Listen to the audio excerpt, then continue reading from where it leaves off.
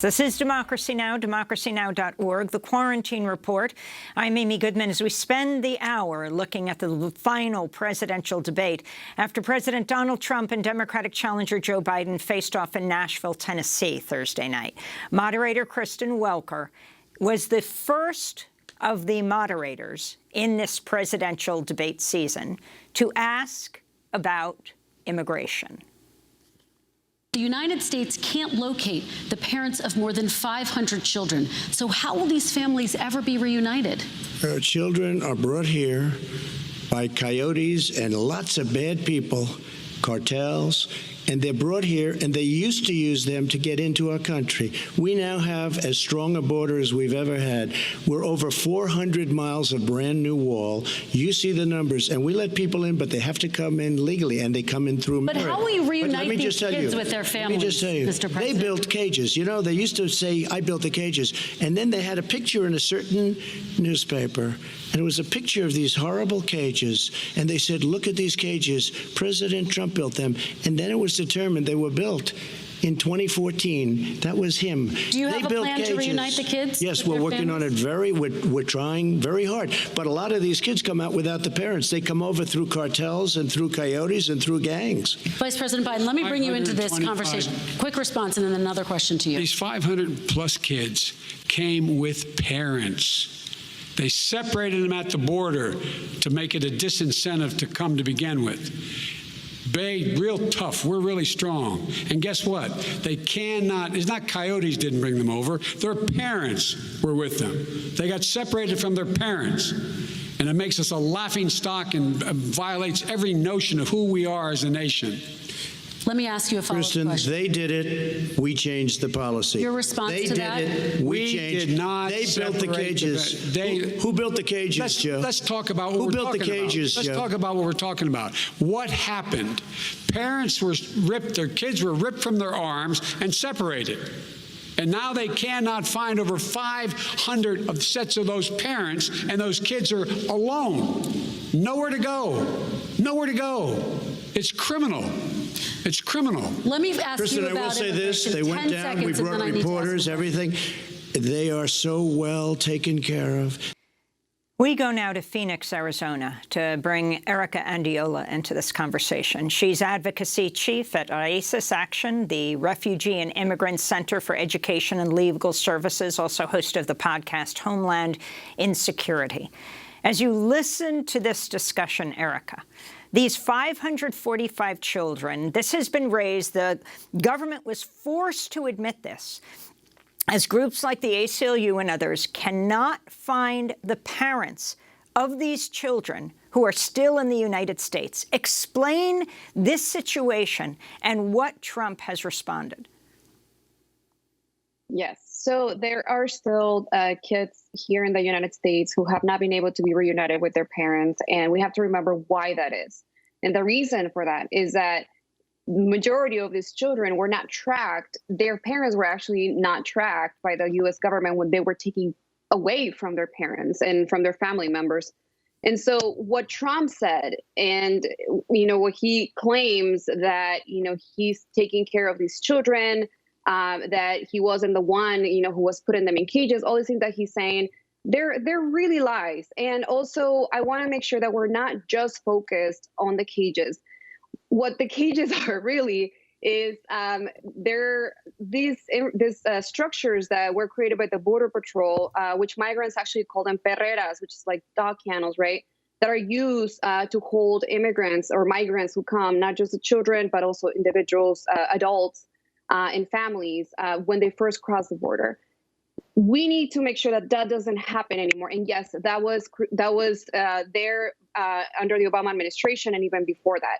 What Trump did was that he literally created a policy called zero tolerance, which took children away from their families at the border so that they would send a message, that's what Trump would say, and his administration, to other migrants so that they wouldn't come anymore into the United States. And so zero tolerance policy was created by Donald Trump, and he is not owning up to that. He did it, and these children are still trying to figure out how to find their parents, and the United States is not doing enough to be able to make that happen.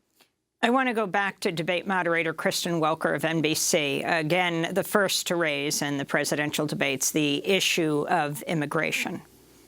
Mr. Vice President, the Obama administration did fail to deliver immigration reform, which had been a key promise during the administration. It also presided over record deportations as well as family detentions at the border before changing course. So why should voters trust you with an immigration overhaul now? Because it made a mistake. It took too long to get it right. It took too long to get it right. I'll be president of the United States, not vice president of the United States. And the fact is, I've made it very clear. Within 100 days, I'm going to send to the United States Congress a pathway to citizenship for over 11 million undocumented people.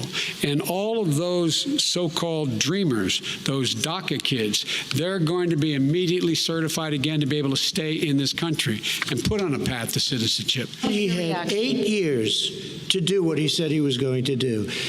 And I've changed without having a specific.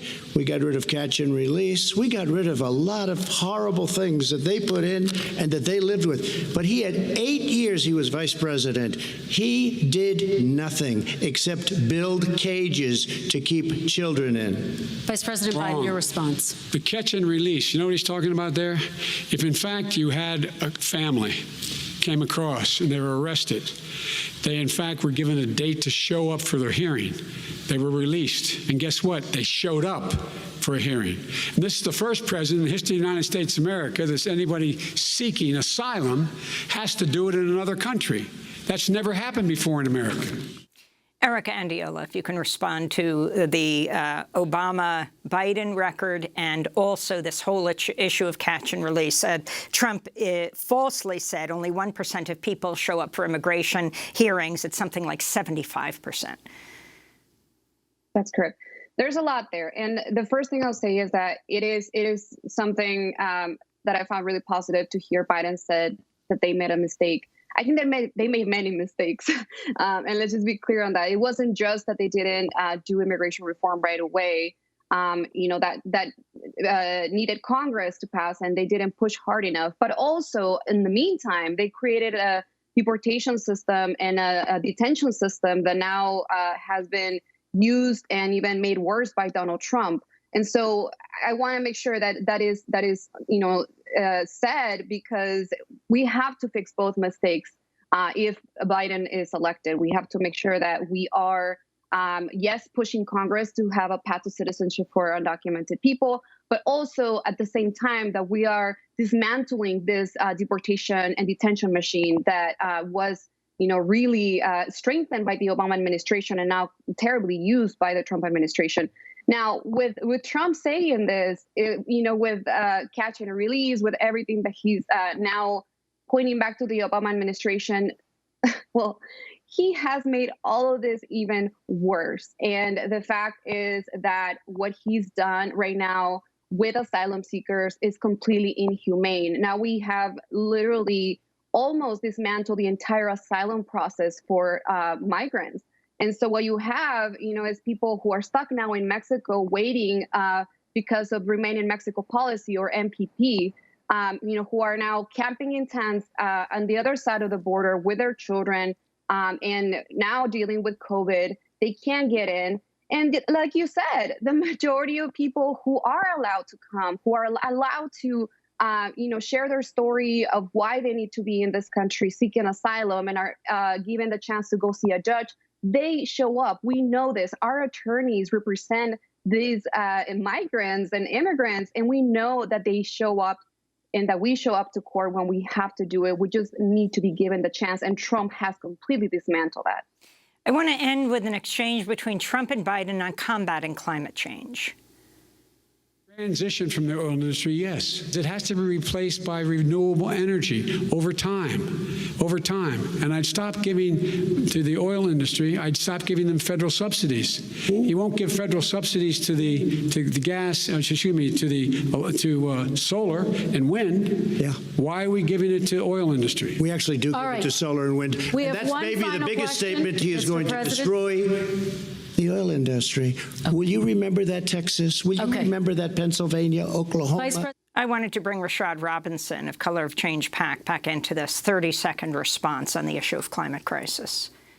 I thought it was a big step for Biden to be so clear. I know his campaign's walking back some aspects of it, but the larger piece to speak so clearly on the stage about oil. And then you have Donald Trump on the other end at every turn, not actually like issuing a belief about anything, but speaking specifically to states, talking about the strategy. It's sort of what he does. I do think that we are seeing the results of a lot of work and effort and activism, of pushing the Democratic Party, of raising the stakes on what we are facing in terms of climate and in terms of what has been allowed by major corporations to be able to pollute our environment, and particularly to be able to put so much pollution right at the back door of Black and brown communities. And Erika Andiola, you tweeted last night that you grew up near an ExxonMobil plant. You know what frontline communities are about. 10 seconds.